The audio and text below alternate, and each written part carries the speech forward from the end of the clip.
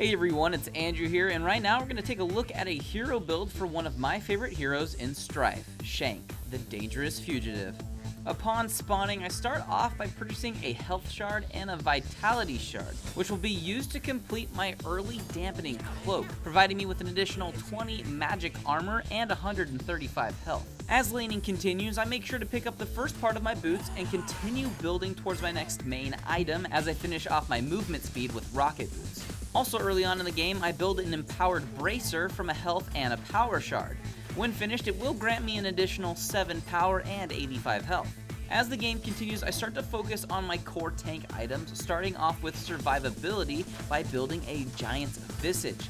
Built from 2 health crystals, when its recipe is finished, it will provide Shank with 10 armor and magical armor, and power equal to 1% of his maximum health, which will continue to scale as the game progresses with more items. After completing the Giant's Visage, I start building one of my favorite items in Strife, the Inferno Brand. Built from a power relic, health shard, and vitality stone, with a completed recipe, the Inferno Brand will provide an additional 10 armor and magic armor, and passively deal 30 damage per second to enemies within a 500 radius.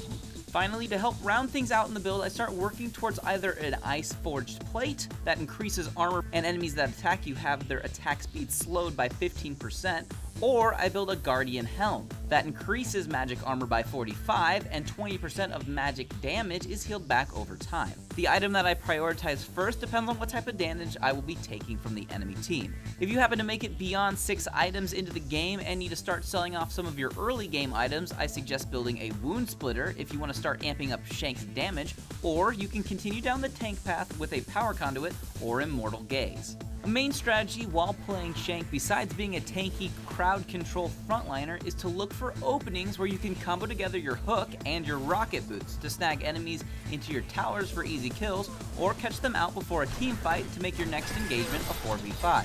If you're looking to take things to the next level with your hooking skills, you can use Bounder as a pet and chain even more dashing into your pulls.